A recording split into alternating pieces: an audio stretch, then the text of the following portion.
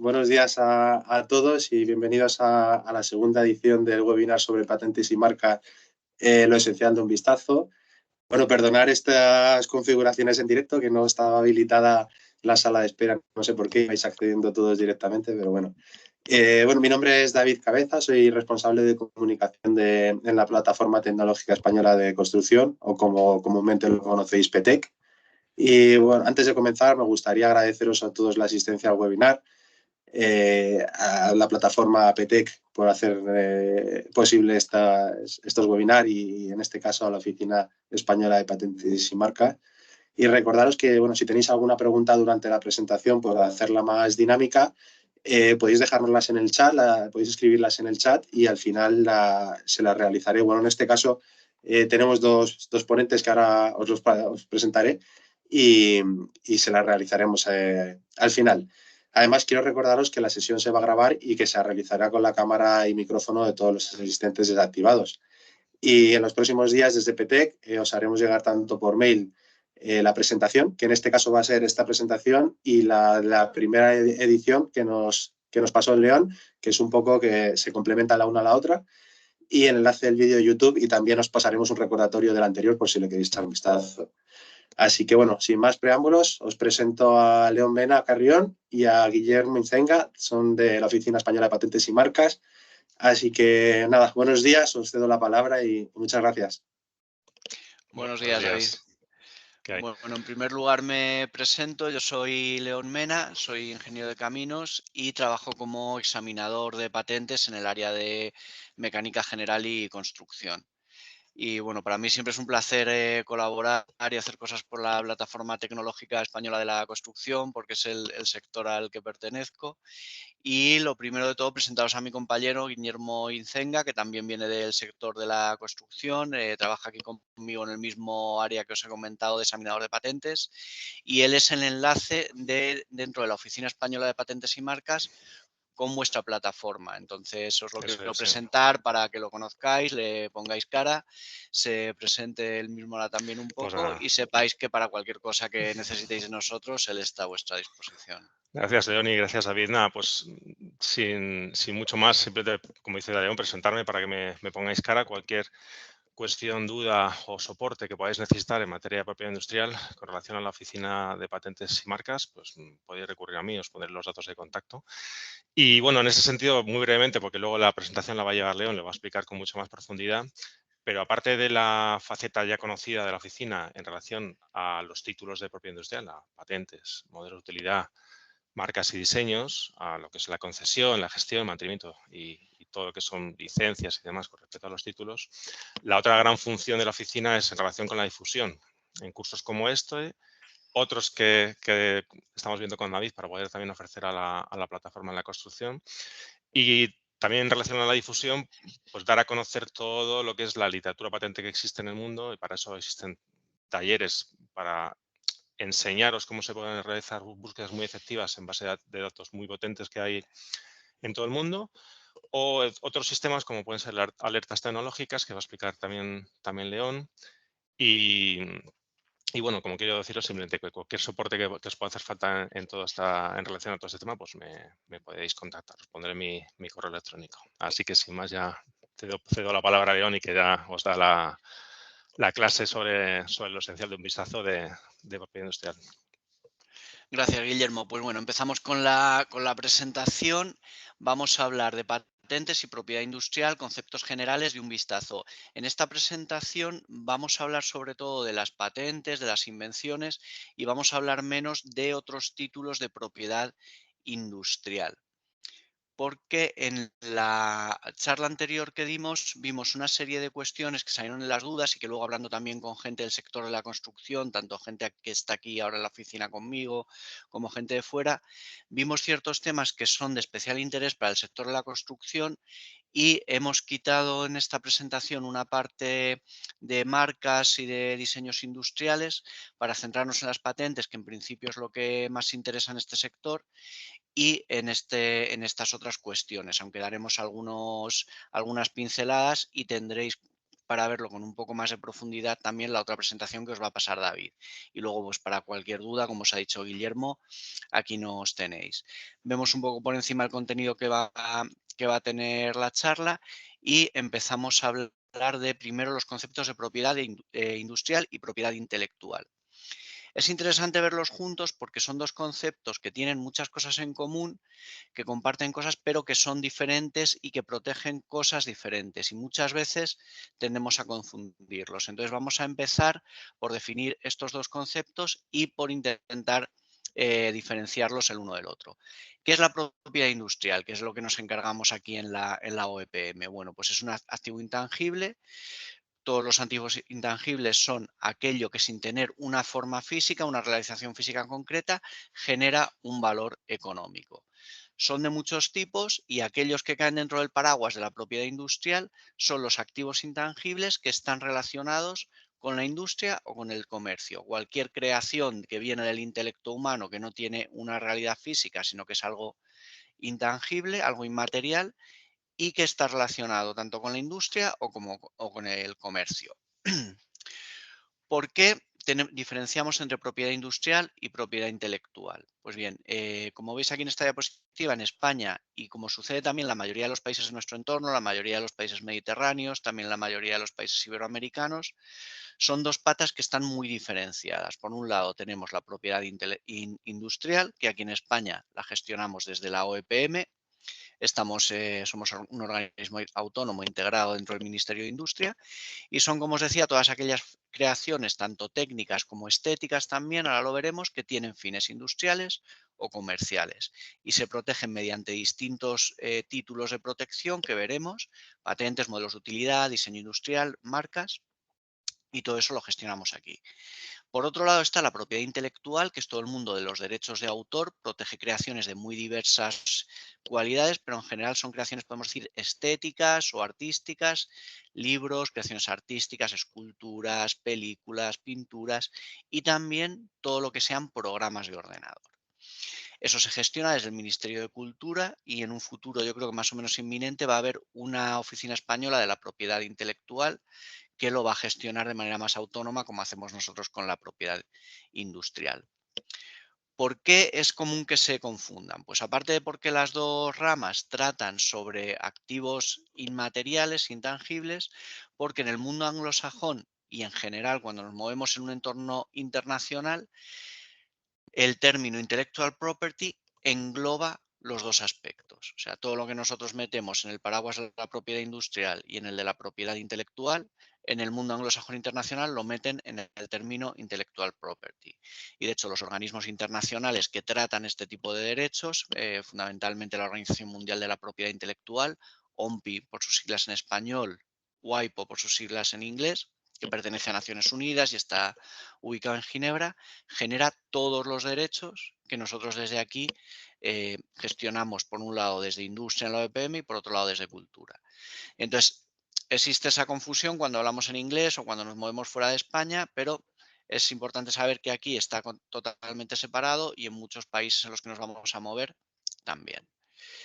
Vamos a ver un poco diferencias entre los dos mundos, porque aparte de que cada uno de los conceptos protege creaciones, como veíamos, de naturaleza diferente, funcionan también de manera muy distinta. Primera diferencia que es muy importante. En el mundo de la propiedad industrial, todos los derechos nacen con el registro. Yo puedo crear una invención, crear una marca, la creación que sea. Si no la registro, no voy a tener ningún derecho sobre mi creación. Eso es importante que lo tengamos en cuenta para ver luego la importancia que tiene que registremos estas creaciones. O si tengo algún derecho va a ser muy, muy residual. A diferencia de la propiedad intelectual, donde simplemente con la propia creación, con escribir un libro, con pintar un cuadro, yo ya tengo los derechos de autor. Otra cosa es que si lo registro me va a ser mucho más fácil articular esos derechos y es muy conveniente registrarlo, pero con la propia creación nace el derecho. Por eso se dice en derecho que en el mundo de la propiedad industrial el registro es constitutivo de derechos, sin el registro no tenemos derecho, y en el mundo de la propiedad intelectual el registro es declarativo de derechos. El derecho ya existe, pero con el registro yo doy constancia de él.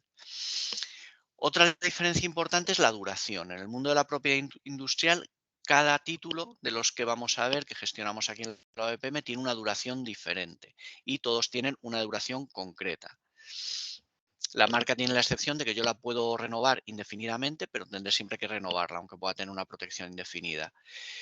Mientras que en la propiedad intelectual, cualquier derecho de autor dura, como sabemos, hasta 70 años después de la muerte del autor. Por ejemplo, en el año pasado, 2023, quedaron libres de derechos las obras del poeta español Miguel Hernández. Y siempre cuando pasan los 70 años, es la muerte del autor, sus herederos dejan de tener los derechos.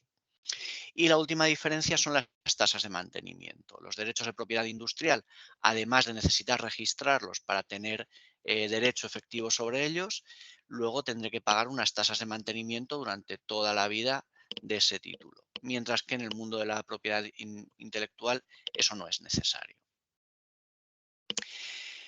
Un concepto importante que quiero aclarar y que vemos que es una duda muy recurrente dentro de la gente que no conoce bien cómo funcionan este tipo de derechos, es que no se pueden proteger las ideas en sí mismas. Muchas veces nos llama la gente o acude gente a nosotros, es que yo quiero proteger una idea, he tenido una idea, quiero protegerla.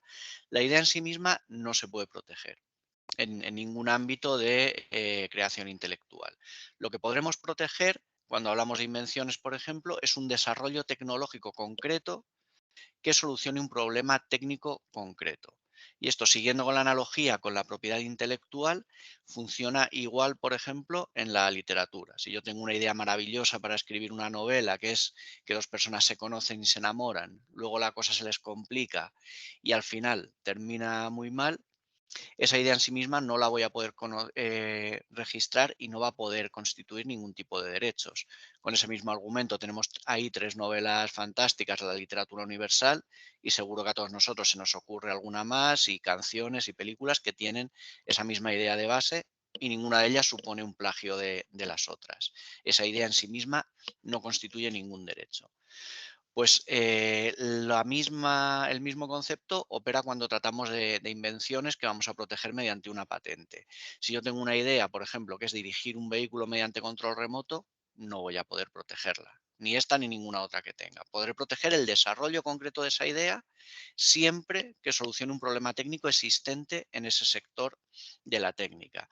Y tenemos ahí 2 patentes muy distantes en el tiempo, con esa misma idea de base, que las 2 se han podido patentar y ninguna de ellas interfiere con la otra. Incluso, aunque la de 1898 de Tesla, que inventó un submarino de juguete con control a distancia, siguiera vigente a día de hoy, que lógicamente ha caducado, no interferiría con la otra, que son los mini drones de Amazon para traernos paquetes a nuestra casa. Las 2 tienen la misma idea de base, pero son desarrollos técnicos completamente distintos que sirven para cosas completamente distintas.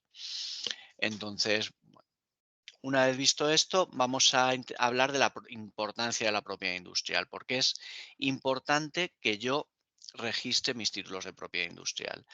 Todos tenemos muy claro, de manera muy intuitiva, muy natural, que nuestras posesiones materiales, nuestras posesiones tangibles, tenemos que protegerlas para que otros no se adueñen de ellas, ¿no? En nuestras casas, en nuestros coches, instalamos alarmas, cerraduras de seguridad, distintos sistemas de seguridad para que otras personas no se adueñen de ellos. Y en este tipo de creaciones intangibles de las que estamos hablando, nos olvidamos muchas veces, no tenemos la conciencia de que es importante también registrarlas y no les solemos poner una alarma. Vamos a ver, ahora me ha dejado pasar, qué importancia tienen estos activos intangibles en el tejido empresarial del mundo donde nos movemos nosotros. Estos datos los hemos tomado de un estudio que hizo una revista económica en el año 2017 sobre la evolución de los activos tangibles e intangibles en un grupo de muestreo de empresas de todos los tamaños, desde grandes empresas hasta pymes, pasando por medianas empresas de Estados Unidos y de la Unión Europea. Entonces vemos en el gráfico de barras rojas y azules que en el año 1975 el valor que los activos intangibles tenían en el conjunto de este tejido empresarial era de poco más del 15%. Y eso ha evolucionado hasta que en el año 2015 era más del 80% del valor del tejido empresarial, los activos intangibles, frente a los tangibles, que son aquellos que tendemos a proteger con mucho más celo. Y además, una ventaja añadida que tienen estos activos, si vemos el otro gráfico, el de barras, la columna azul que está marcada con más sombreado, marca los años de 2008 a 2010, cuando pegó la crisis financiera, los años más duros de la crisis financiera. Si vemos ahí esa línea fucsia, que son los activos tangibles, vemos que caen en picado, empiezan a caer en picado un poco antes de 2008 y en 2010 han perdido muchísimo el valor que tenían antes de aquella crisis.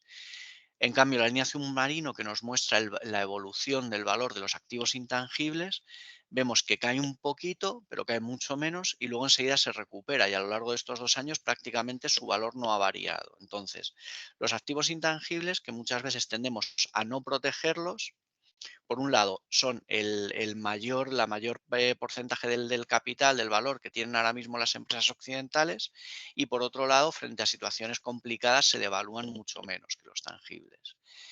Entonces, bueno, la manera que tenemos de poderles instalar una alarma o una cerradura de seguridad a estos activos, que mediante la propia creación, como os contaba, no tenemos ningún derecho sobre ellos, pues a través de las distintas leyes de propiedad industrial, generan una serie de procedimientos administrativos que nos llevan a obtener un título de propiedad equivalente al título de propiedad que podemos tener sobre un bien inmueble, y ese título de propiedad ya nos va a permitir fundamentalmente hacer dos cosas con esa creación. Por un lado, impedir que terceras personas se apropien inadecuadamente de ellas sin nuestro permiso.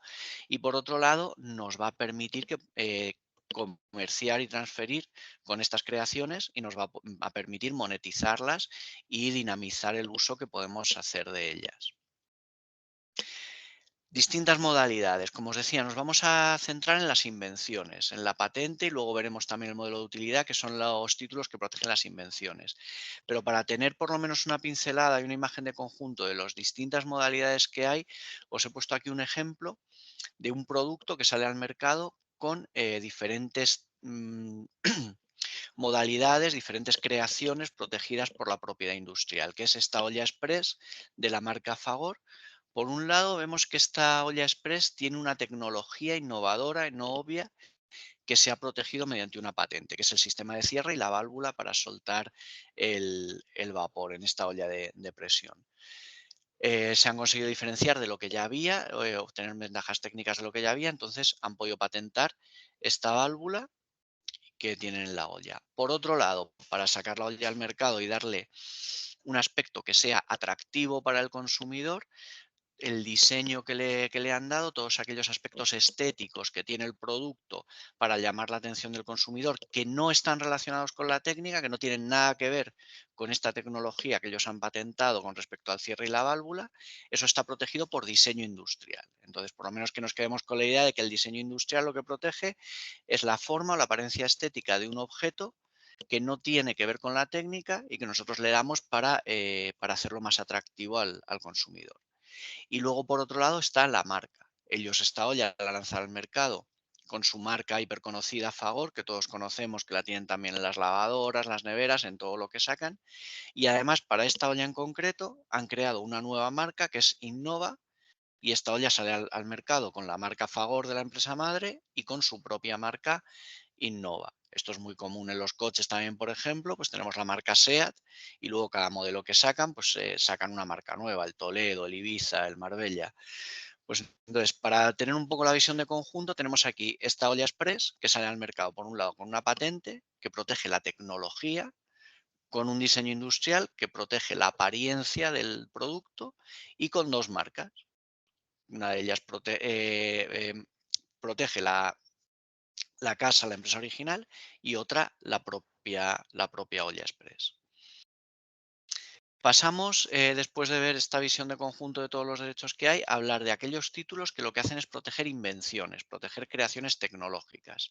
Son las patentes, que a todos nos suenan más, y por otro lado los modelos de utilidad. Voy a hablaros durante todo este bloque de las patentes y luego al final os explicaré lo que es un modelo de utilidad y las diferencias que hay con la patente. Entonces, ¿qué es patentable? ¿Qué podemos proteger bajo un título de patente?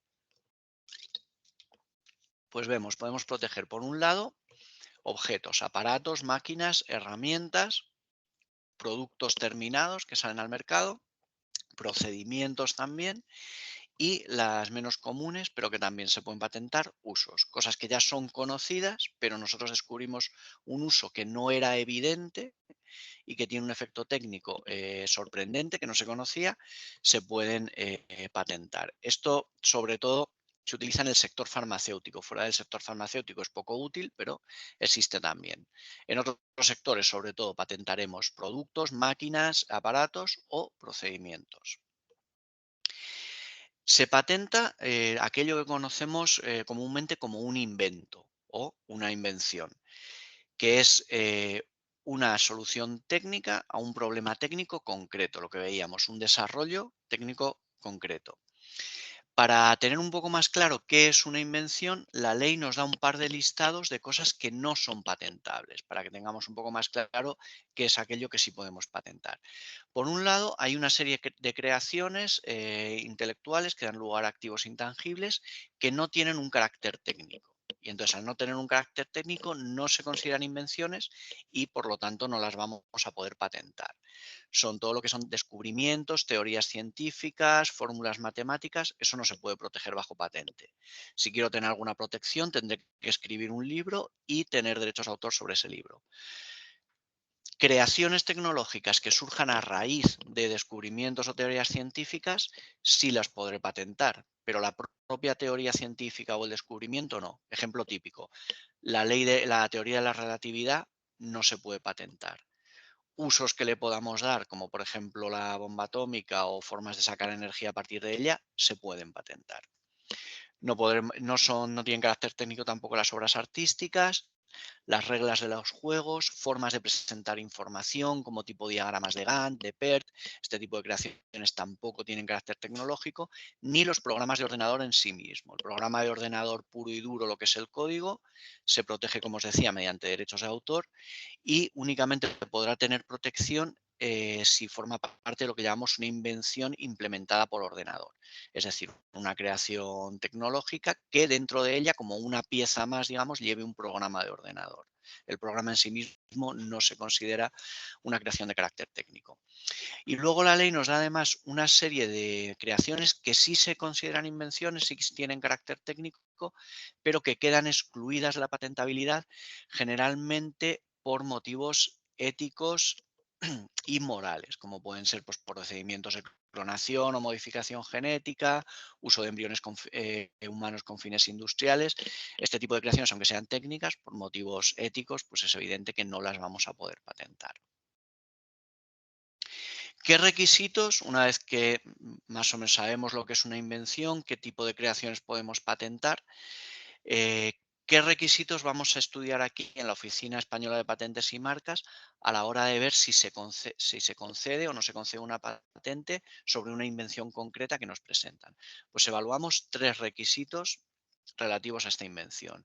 En primer lugar, la aplicación industrial, que es el requisito más obvio y el que siempre se cumple y nunca va a ser motivo de denegación, que quiere decir que esa invención se pueda utilizar o se pueda producir en una industria de cualquier tipo, incluida la agrícola, nos dice la ley, pero vamos, de cualquier tipo. Esto simplemente hace referencia a que lo que yo quiero proteger mediante la patente no puede ser aleatorio. Es decir, porque yo junto una serie de elementos y a veces funciona la invención, a veces sale y a veces no. Tiene que ser algo que sea reproducible en serie, que tenga aplicación industrial, que se pueda fabricar o utilizar en alguna industria. Los 2 requisitos que entran ya normalmente a formar a juzgar si la patente se va a conceder o no, son 2 requisitos que se comprueban comparando con el estado de la técnica. Son la novedad y la actividad inventiva. ¿Qué es el estado de la técnica? Pues todo lo que a la fecha a la que se presenta la solicitud de patente se ha divulgado de cualquier manera, tanto en España como en cualquier país del mundo.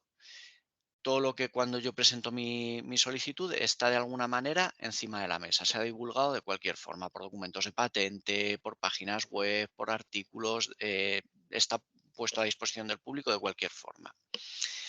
Entonces, comparando con este estado de la técnica, evaluamos, por un lado, la novedad de la invención, es decir, si la invención forma ya parte de ese estado de la técnica. Si en lo que ya se conoce hay algo que es exactamente igual que la invención que nos presentan en la solicitud. Y luego, más allá de la novedad, evaluamos también la actividad inventiva, que es algo que a lo mejor no existe tal cual, no existe algo exactamente igual, pero que resulte evidente para un experto en la materia a partir de lo que ya hay. Este criterio puede parecer un poco subjetivo, en cierta medida lo es, pero tenemos una serie de criterios, una serie de pasos que damos a la hora de evaluarlos para eliminar esa subjetividad y que sea lo más pequeña posible. Vamos a ver con este gráfico a intentar entender un poco mejor lo que es. Tenemos esta pelota naranja, que es en un sector concreto todo lo que se ha divulgado eh, en el estado de la técnica, lo que ya existe. Si algo cae dentro de esta pelota naranja es que no tiene novedad porque en el mercado se conoce o está divulgado algo que es exactamente igual, que tiene los mismos elementos técnicos para hacer exactamente lo mismo. Y luego tenemos como una especie de nebulosa alrededor del estado de la técnica, que es el ámbito de lo obvio, es decir, cosas que no existen exactamente iguales en el estado de la técnica, pero que para un experto en la materia, para alguien que trabaja en ese sector, a partir de todo lo que ya hay, resulta evidente. Entonces, lo que caiga ahí en esa nebulosa azul de lo evidente, a partir de las cosas que ya existen, va a carecer de actividad inventiva y tampoco va a poder ser patentable. ¿Qué será patentable? Todo aquello que caiga fuera, aquella invención que caiga fuera de lo que ya existe y del ámbito de lo obvio, podrá protegerse bajo una patente. Y luego hay un cuarto requisito que no se refiere a la invención, sino que se refiere a la propia solicitud, que es la suficiencia de descripción. Y nos dice que la ley, que la patente debe describir la invención de una forma suficientemente clara y completa para que el experto en la materia pueda ejecutarla. Entender este requisito nos ayuda mucho a entender cómo funciona y qué es el sistema de patentes. En el fondo, el sistema de patentes es un contrato entre el inventor y el Estado, donde el Estado me va a dar una protección durante 20 años, me va a dar un monopolio temporal de 20 años para explotar en el mercado en exclusiva esta invención a cambio de que yo divulgue la invención. Y a raíz de esa divulgación, otras personas, otras empresas puedan seguir investigando. Es decir, el sistema de patentes existe en el fondo no para premiar que yo sea muy ingenioso y haya inventado algo, sino para fomentar la investigación tecnológica y fomentar el avance tecnológico. Entonces, a cambio de ese monopolio, el Estado me exige que yo divulgue mi invención. Para que esa divulgación sea efectiva y yo no me guarde cartas en la manga y a raíz de la patente realmente otros investigadores puedan seguir desarrollando nueva tecnología, se me exige este requisito de la suficiencia de la descripción, que no incluye, ojo, todo el know-how que yo necesito para llevar a cabo la invención. Por ejemplo, si en un procedimiento industrial yo sé que es necesario que se lleve a cabo entre 20 y 40 grados y en ese rango de temperaturas va a funcionar, con que yo diga eso en la solicitud de la patente es suficiente. Si luego aparte yo sé que como mejor funciona y como mejor va a salir es a 32 grados, eso no hace falta que lo diga. Lo que tengo que decir es aquello que sea necesario para que un tercero, simplemente con la descripción que yo hago de la patente en la solicitud, sin tener que recurrir a mí ni añadir nada inventivo por su parte, pueda obtener la invención. Entonces, con esos tres requisitos que veíamos tecnológicos relativos a la invención y este cuarto requisito administrativo relativo a la solicitud, son los requisitos que voy a necesitar cumplir para que me concedan una patente. La solicitud de la patente de la que os hablaba, ¿qué tiene que contener? ¿Cómo puedo patentar una invención? Pues bien, tengo que presentar una solicitud ante nosotros, ante la OEPM, que tiene una serie de partes. Esto lo podéis comprobar en nuestra página web. Aparte de la ley hay una serie de manuales, manual del solicitante de patentes y una serie de documentos que os dicen cómo hay que hacer una solicitud. No la vamos a ver en detalle, pero sí que hay dos elementos que me parecen importantes para entender lo que es una patente y cómo funciona. Por un lado, la descripción, que es donde veíamos que hay que es donde hay que cumplir el requisito que hablamos de la suficiencia descriptiva. Yo tengo que contar ahí todo, absolutamente todo lo que sea necesario para que un tercero pueda entender y pueda llevar a cabo la invención. Y por otro lado, una parte muy importante del documento de la patente son las reivindicaciones. Las reivindicaciones son una serie de cláusulas que serían equivalentes a las cláusulas de un contrato. Es decir, son muy concisas y son concretamente aquellos elementos que quedan protegidos por la patente.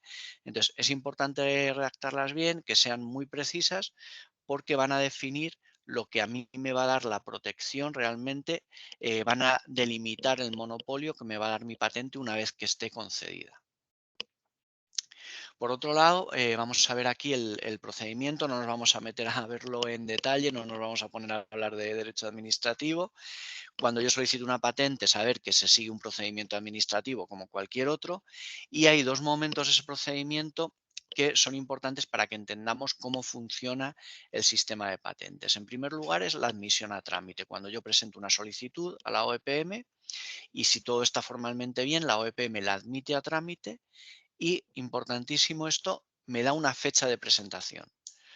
Con esa fecha de presentación que me dan cuando se admite a trámite mi solicitud, para el estado de la técnica con respecto al cual se va a evaluar la novedad y la actividad inventiva de la invención. Entonces, en el momento que yo lo tenga listo, cuando yo lo presente, a partir de ese momento, para hacer el examen, se va a parar el estado de la técnica y todo lo que se divulgue después no va a afectar ni a la novedad ni a la actividad inventiva de la invención que yo presento.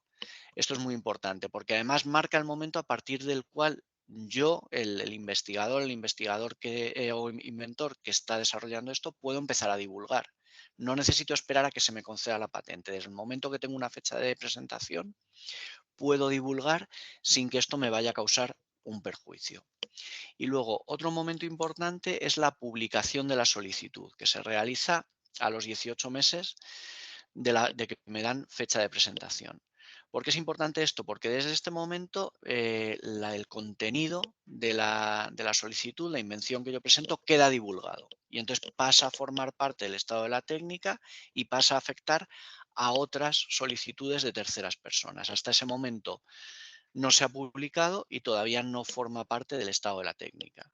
Y podré también hasta ese momento, si quiero, retirar la solicitud sin que eso me vaya a afectar a que posterior a la novedad o la actividad inventiva de posteriores solicitudes que yo mismo vaya a hacer. Hablábamos con la fecha de presentación del tema de las divulgaciones y las publicaciones. Es muy importante que no realicemos ninguna publicación, ninguna divulgación de la invención antes de presentar una solicitud ante la OEPM. ¿Por qué? Porque nosotros luego cuando hacemos un examen no buscamos solamente solicitudes de patente, hacemos búsquedas generales en Internet, buscamos artículos académicos, buscamos en un montón de sitios. Entonces, si el propio equipo de investigación ha hecho algún tipo de divulgación en un congreso, eso se ha publicado en un paper o lo tenéis en la página web de la empresa, donde sea, nosotros lo podemos encontrar y eso va a afectar a la novedad de la invención y ya no va a ser patentable. Entonces, esto es importante tenerlo en cuenta y saber también que no es compatible el publicar con patentar, que a veces cuando se cuenta esto la gente dice, entonces o publico o patento, no. Pero es muy importante hacerlo en el orden correcto. Primero presento la solicitud y una vez que he presentado la solicitud no tengo ya ni que esperar a que se me conceda la patente. Una vez que tengo fecha de presentación y tengo admitida a trámite la solicitud, ya puedo hacer las divulgaciones que quiera. Pero antes no, si lo hago al revés y primero divulgo y luego presento la solicitud, mi propia divulgación va a anular la novedad de mi invención y me voy a quedar sin patente. En la empresa privada es difícil que esto ocurra porque al final la tendencia siempre es a no publicar, a no revelar lo que tenemos, pero es importante que lo tengáis en cuenta si trabajáis en proyectos de investigación donde esté presente la universidad, porque muchas veces en la universidad sus objetivos van por publicaciones y entonces ellos sí que tienen a veces cierta prisa por divulgar aquello que están desarrollando. Entonces es importante tener esto en cuenta cuando en un desarrollo tecnológico trabajamos con la universidad y asegurarnos de que siempre antes de la divulgación se ha hecho la presentación de la solicitud. Luego, si queremos internacionalizar, tenemos varias vías. El sistema de patente funciona de manera nacional. O sea, lo que yo patente en España me va a proteger en España y en cualquier otro país del mundo. Lo que yo patente allí, en Francia, en Estados Unidos, donde sea, me va a proteger únicamente en ese país. Entonces, si nosotros nos movemos en un entorno internacional y queremos proteger en varios países, tenemos varias vías para hacerla. La más sencilla, que solamente es efectiva si protegemos en pocos países, hasta 5, es ir país por país. Esto lo tenemos que hacer en el periodo de 12 meses desde que yo presento la primera solicitud. Hay un tratado internacional que nos da lo que se llama derecho de prioridad. Desde el momento que yo presento mi primera solicitud, por ejemplo, en España, tengo 12 meses para presentar en todos aquellos países donde quiera internacionalizar. Si se me pasan esos 12 meses, habré perdido el derecho y las publicaciones de las solicitudes previas, como veíamos antes, estas que se hacen a los 18 meses, me van a anular la novedad de mi solicitud en otros países. Entonces, otra manera que tenemos de hacerlo es la solicitud internacional PCT. Tiene la ventaja de que con una única solicitud podemos abrir el abanico hasta 152 países. Y además, otra ventaja adicional que tiene es que esos 12 meses que tengo para decidir en qué países quiero proteger se me van a convertir en 30. Es decir, si yo para diseñar mi estrategia de internacionalización y no tengo claro en qué países voy a querer proteger o cuáles no, de los 12 meses que tengo, si voy por una solicitud nacional, voy a tener 30 si voy por una solicitud de tipo internacional. Y luego existe también la solicitud de patente europea, que estas hay que presentarlas ante la Oficina Europea de Patentes, que tiene sede en Múnich, y se puede extender la protección hasta 44 países que forman parte del convenio de la patente europea. Luego, tanto si voy por patente internacional como por europea, en cada uno de los países donde yo proteja tendré que pagar tasas de mantenimiento de esa patente. Entonces, como os decía hace un rato, aparte de la patente, existe otra figura de protección, otro título diferente, que también sirve para proteger invenciones, y es el del modelo de utilidad. ¿Qué diferencia hay? Pues la diferencia fundamental es que el modelo de utilidad exige menos actividad inventiva que la patente. El requisito de la actividad inventiva es más relajado, entonces frente a lo que se llaman a veces invenciones menores, que a lo mejor son simples mejoras de cosas que ya existen o son cosas que no van a cumplimentar el requisito de actividad inventiva que se exige para las patentes, pues vamos a poder protegerlas con esta otra forma. Además, hay una serie de ventajas que la hacen muy dinámica y en algunos casos ventajosa frente a la patente. Tiene la limitación de que en vez de hasta 20 años solo puedo tener la protección hasta 10, pero es mucho más barata que la patente y es mucho más rápida de obtener porque no se hace un examen, es digamos un simple registro. Con presentar la solicitud de que esté bien en forma ya tenemos un título de protección. Luego también si esta protección tiene el inconveniente de que es más débil. En el hipotético caso de que hubiese un proceso judicial por esta invención, de que alguien me copie y yo lo quiera llevar a juicio, ese examen que no se hace tendréis que pedir que se haga para ir a juicio, os lo van a pedir. Entonces es más barato, es más rápido, pero luego también es una protección más débil de cara a si yo la quiero hacer valer, pero muchas veces en toda la vida útil de la invención, del título, no es necesario recurrir a la vía judicial. Entonces, en algunos casos es beneficioso porque es más dinámico. Y hay una serie de tipos de invenciones que no se pueden proteger con el modelo de utilidad. Si tienen materia biológica, si se trata de invenciones de procedimiento o de fármacos, tendré necesariamente que protegerlas por patente. Aplicando al mundo de la construcción, la única limitación que me voy a encontrar es que sea un procedimiento, que en vez de ser un producto, quiera proteger un procedimiento. Ahí solamente tendré la vía de la patente. Entonces, ¿qué derechos me da la patente una vez que la tengo? Son exactamente los mismos derechos que me da el modelo de utilidad, pero como hemos visto con la limitación temporal de que son 10 años en vez de 20.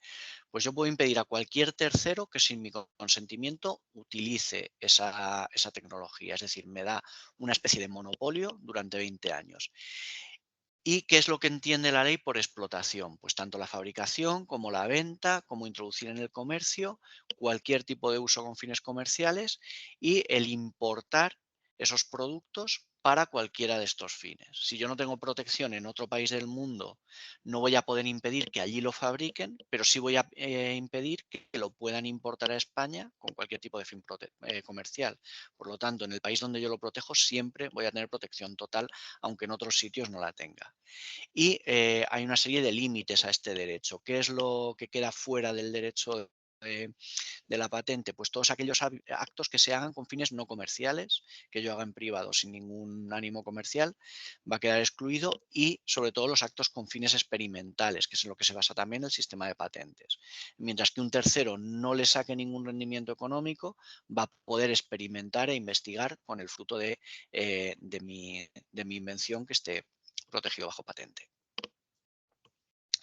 Y luego esto vemos que vamos a ver algún caso de éxito. En la práctica realmente es útil, y hay muchos casos de éxito que a veces la gente piensa, bueno, pero esto al final a mí no sirve para nada. Pues la vida real nos demuestra que sí es útil. Vemos aquí un caso de un horchatero valenciano que le ha ganado un juicio a Lidl porque le copiaron una máquina que le había hecho para filtrar, para producir la horchata.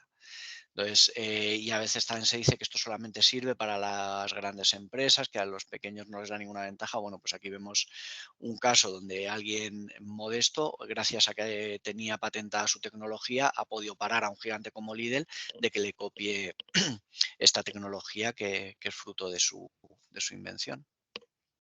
Y luego otra ventaja muy grande que tiene el sistema de patentes, aparte de protegernos, es que nos dan información tecnológica. Muchas veces no la conocemos, pero son la fuente de información tecnológica más vanguardista, más innovadora, porque todo lo nuevo que se va sacando se patenta y se publica, como hemos visto. Entonces, muchas cosas que no vamos a encontrar en publicaciones de otro tipo, lo vamos a encontrar en los documentos de patente. Tienen además una estructura que es uniforme en todos los países, por eso una vez que conocemos cómo son los documentos de patente, ya nos vamos a poder mover por documentos de cualquier tipo.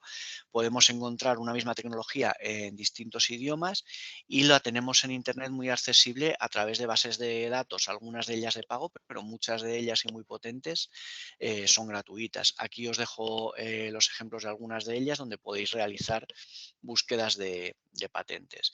Y es importante en cualquier proyecto de investigación que se realice al principio una búsqueda de patentes, porque igual que nadie empieza un proyecto de investigación sin hacer una búsqueda bibliográfica, muchas veces nos encontramos con que se abordan proyectos de investigación sin hacer búsquedas de patente, y cuando llegamos al final del proceso, cuando ya nos ponemos a patentar, es cuando el examinador nos encuentra que esa tecnología ya está patentada. Entonces, haciendo una búsqueda de patentes al comienzo del proyecto, nos podemos ahorrar muchos disgustos e invertir nuestro dinero en otras líneas de investigación, o en desarrollar otras cosas que no estén ya desarrolladas y patentadas. También podemos encontrar tecnología libre de uso que podremos usar sin tener que pagarle a nadie royalties. O si no está libre de uso, saber quién ha patentado esa tecnología, y nos resultará muchas veces más cómodo y más barato comprarle una licencia a la persona que la tiene previamente, que ponernos nosotros a desarrollar una tecnología similar de cero. Luego, en cuanto a la segunda de las propiedades que veíamos que nos da el título de patente, transferir y comerciar, esto lo podemos hacer mediante las licencias. Nosotros podemos transferir la patente mediante cualquiera de las vías que nos da el derecho. La podemos vender, la podemos heredar, la podemos ceder, la podemos donar, y tenemos también la licencia, que sería el equivalente al alquiler. Estas licencias además son muy flexibles, pueden ser o no exclusivas, pueden incluir la totalidad de las acciones que veíamos que nos daba la explotación, o solo una parte. Si, por ejemplo, yo tengo capacidad para fabricar todo lo que voy a producir, pero quizá no para venderlo, puedo licenciar solo la venta, o al revés, puedo licenciar la fabricación y la venta no. Puedo jugar con eso también. Y puedo también limitarlas por territorio. Puedo licenciar para toda España, puedo licenciar para una parte del país, para ciertas comunidades autónomas donde yo no pueda llegar. Puedo hacerlo como quiera, tiene mucha flexibilidad. Y pueden ser muy importantes a la hora de comerciar, a la hora de defender los derechos de una empresa. Vemos aquí otros dos casos de éxito de dos empresas que, cuando han llegado a situaciones económicas complicadas, han podido mantenerse a flote y evitar la quiebra gracias a que han podido vender sus patentes, a que eran empresas tecnológicamente muy potentes y vendiendo sus patentes, perdón, han podido salir a flote. El último caso es el de Huawei, que hace pues, unos 10 años o así era una empresa de las que tenían más penetración en el mercado de la telefonía móvil. Casi todos los móviles que nos daban en el mundo empresarial eran BlackBerry, he dicho Huawei, es BlackBerry, perdón. Y luego se quedó fuera de lo que es la generación de los móviles de pantalla táctil. De repente ha desaparecido del mercado porque no apostaron por esa solución, que es la que ha triunfado, pero han conseguido mantenerse a flote porque muchas de sus patentes se emplean en teléfonos de los que utilizamos a día de hoy. Se las pudo vender a Huawei y se han mantenido y están luchando por entrar luego en una tercera generación de telefonía móvil. Si no hubieran patentado su tecnología, no podrían haber hecho esto y hubiesen quebrado. Lo mismo le sucedió también en su día a la empresa Kodak. Bien, vamos a terminar con la parte que he añadido, es proceso para esta presentación para la Plataforma Tecnológica Española de la Construcción, a partir de una duda que surgió en la presentación anterior y que es algo que luego, por lo que he visto hablando con diferentes personas, es muy importante en el sector y es una duda que existe de manera sistemática, y es que tenemos la creencia de que si yo patento la tecnología que estoy desarrollando o que he desarrollado, luego no voy a poder trabajar con la administración pública. Es decir, existe una creencia bastante arraigada de que si yo patento, luego no voy a poder concursar. Pues la idea que nosotros queremos que quede clara es que nunca me va a perjudicar para llevarme un concurso con la administración pública el tener patentada la tecnología. Lo que me va a limitar, como siempre, es que mi tecnología cumpla el pliego de condiciones. Siempre que lo que yo he desarrollado cumpla el pliego, lo voy a poder meter, esté patentado o no, y no me va a perjudicar a la hora de llevarme el concurso, con la ventaja añadida de que si un competidor mío se lleva el concurso, no va a poder poner en obra esa tecnología que yo he desarrollado. Y si la pone en obra, voy a poder exigir que me den una parte de ello, voy a poder exigir regalías. Es decir, lo que me va a limitar al final siempre es cumplir el pliego. Por ejemplo, me contaban alguien que había desarrollado un tipo de pavimento, lo había patentado también y luego no lo podía meter en concursos, pero el motivo por el que no lo podía meter en concursos es porque lo que había desarrollado era un pavimento que era muy fino, entonces no cumplía los espesores mínimos que se sacan en los pliegos de carreteras para meter en ese pavimento. Entonces, a lo mejor algún día, cuando se vea que esa tecnología también es válida, se cambian los pliegos y se puede meter, pero lo que me está limitando para poder llevarme concursos no es el hecho de tenerlo patentado, lo que me limita es que los pliegos están todavía adaptados a la tecnología más conocida y que se sabe que funciona, y me dan unos espesores mínimos. Entonces, siempre que yo patente, por ejemplo, un pavimento que cumpla los espesores que me van a dar los pliegos, lo voy a poder meter en mi oferta y me voy a poder llevar el concurso exactamente igual que si no lo hubiese patentado. Nunca me va a perjudicar el hecho de tener una patente. Sí que es raro, y es verdad, nunca me perjudica, pero a día de hoy pocas veces me beneficia el tener patentada una tecnología para llevarme un concurso. ¿Por qué? Porque normalmente la administración, una tecnología patentada, no la va a meter como condición: tienes que utilizar esta tecnología que está patentada, porque en los concursos se evita el dirigir el concurso hacia una empresa concreta. Entonces, va a ser raro que se saque a concurso una tecnología concreta, pero como os decía, la puedo usar perfectamente. Y si yo desarrollo una tecnología que se demuestra muy beneficiosa, que se acaba imponiendo hasta el punto de que una administración quiera que una obra determinada se haga con esa tecnología, independientemente de que yo no sea el adjudicatario del concurso, voy a tener un beneficio, porque quien se lo lleve y la propia administración en el concurso va a tener que contemplar que el titular de la patente se lleve un beneficio de eso. Entonces, esto sucede en pocas ocasiones, pero alguna vez sucede, y en ese caso, aunque yo no me lleve el concurso, voy a tener un beneficio porque alguien utilice esta tecnología que yo previamente he patentado. Como os decía, a día de hoy apenas me da beneficios para llevarme la oferta el tener una patente, pero la tendencia en el futuro es que cada vez más en la parte técnica de las ofertas se vaya a tener en cuenta que una empresa tenga patentes y nos vaya a dar puntos. Y bueno, por lo que sabemos cada vez va a ser más frecuente, con lo cual si yo voy sumando patentes a mi cartera de patentes en la empresa, pues en un futuro me va a ayudar a llevarme contratos. Luego existe también una figura que es la compra pública innovadora, donde la administración saca directamente concursos, donde lo que se oferta es un proyecto de investigación, el desarrollar una tecnología. Cuando se ve que en un campo determinado hace falta una tecnología nueva que nadie está desarrollando, cada vez es más común que la propia administración saque esta compra pública innovadora y lo que se saca a concurso sea el desarrollar un proyecto de I+D para llegar a un resultado concreto. Entonces esto, bueno, hay que tenerlo en cuenta porque cada vez va a ser más frecuente también. Y ya para terminar con esto, a ver, no, se me ha pasado una, disculpad, se me ha pasado una diapositiva que tenía aquí que no se ve. A ver, no sé, creo que no la estáis viendo ahora. Bueno, son otras dos ventajas más que tengo por... Aquí lo veis ahora, aunque no sea en modo presentación. Dos ventajas más Se ve, que León. tengo... Que voy a tener por el hecho de utilizar el sistema de patentes. Por un lado, en la nueva ley de startups, que creo que no ha salido todavía o si ha salido hace poco, si no va a salir dentro de poco, el tener patentes concedidas a nombre de la empresa va a ser uno de los requisitos que me van a pedir para calificar a una empresa como innovadora. Y luego sabéis que porque me den la clasificación de innovadora voy a obtener acceso a una serie de concursos, a una serie de beneficios, a una serie de ventajas. Pues bien, uno de los requisitos que me van a pedir para que mi empresa se clasifique como empresa innovadora es el hecho de que tenga patentes a nombre de la empresa. Y luego otra figura es la figura del Patent Box, que lo que son es una serie de deducciones fiscales a las que tengo acceso por tener patentes y por tener otra serie de títulos de propiedad industrial. Entonces, aquellos que ya tengáis patentes en vuestras empresas o que estéis en el proceso de conseguirlas, os recomiendo que entréis en internet y busquéis esto del Patent Box porque os podrá dar acceso a una serie de deducciones fiscales por el hecho de tener tecnología patentada. Vale, acabamos con otros servicios que damos en la OEPM, aparte de los obvios de gestionar los títulos.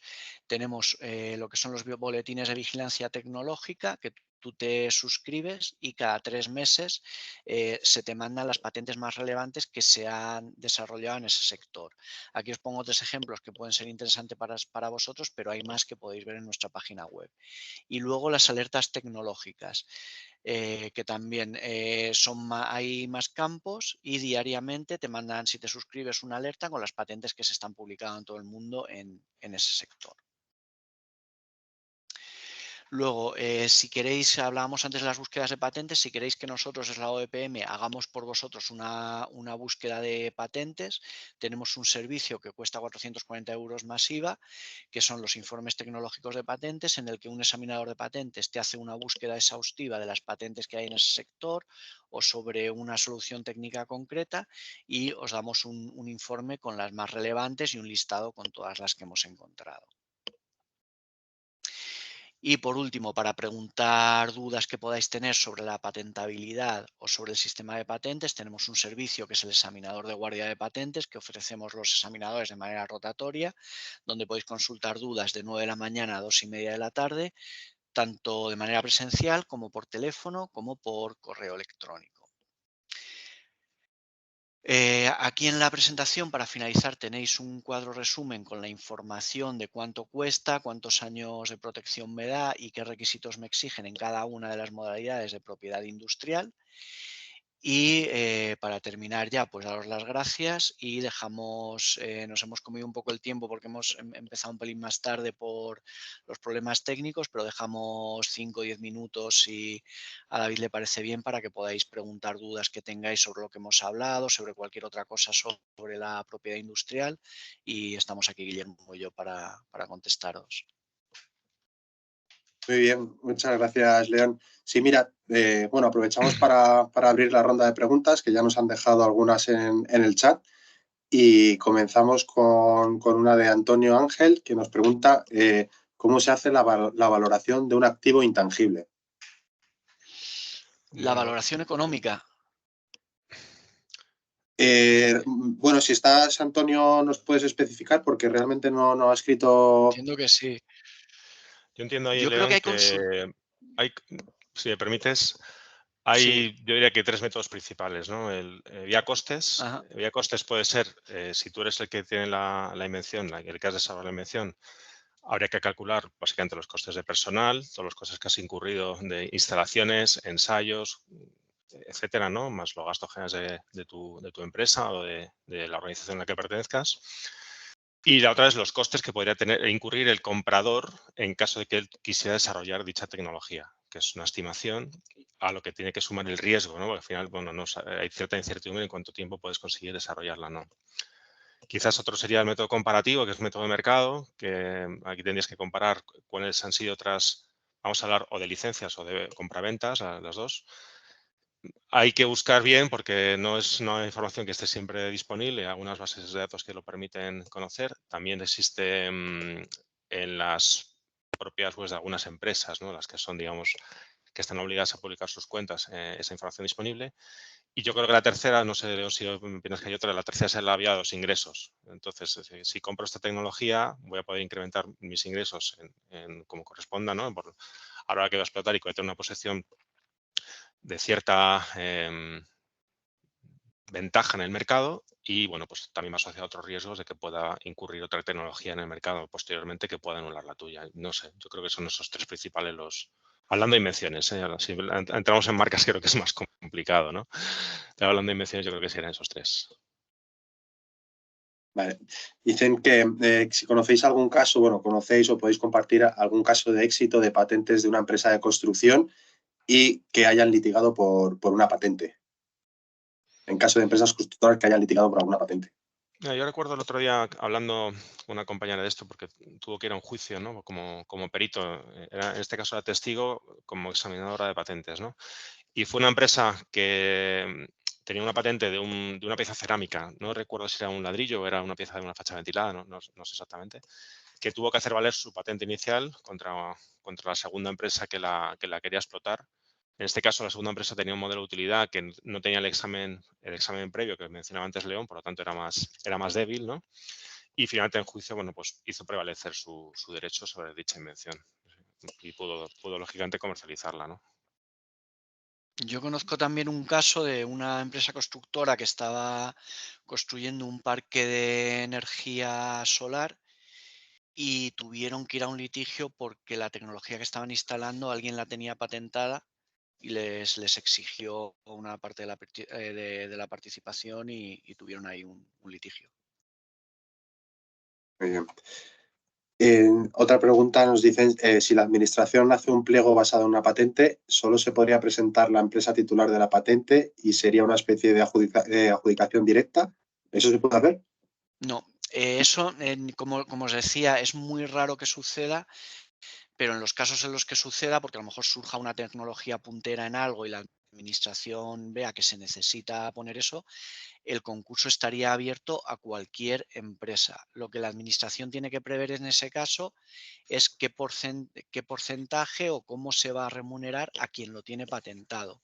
Por eso os decía que en esos casos, aunque tú no seas adjudicatario, vas a tener un beneficio. El concurso va a ser libre a cualquier empresa que, aunque no haya patentado, aunque no haya desarrollado esa tecnología, sea capaz de llevarla a cabo, que tenga la clasificación y todo lo que se exija, pero si te lo llevas tú, evidentemente, pues te lo vas a llevar todo, y si se lo lleva otro, te van a tener que dar una parte, y la propia administración de partida va a tener que haber contado contigo y va a tener que haber previsto el que tú tengas unos ingresos, un beneficio económico por esa obra.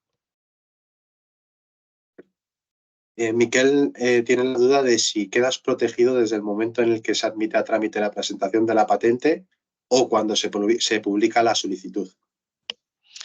Quedas protegido desde el momento que se admite a trámite, tienes ya lo que se llama protección provisional.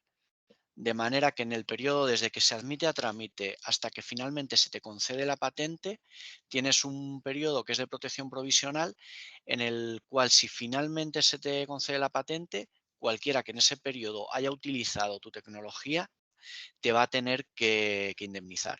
Entonces, aunque va a haber que esperar a ver si finalmente se te concede o no, en ese periodo tú puedes advertir a ese tercero, decir, oye, yo tengo esto solicitado en la Oficina Española de Patentes y Marcas, que sepas que estás utilizando esta tecnología que yo tengo solicitada como patente, y si finalmente se te concede, te van a tener que indemnizar.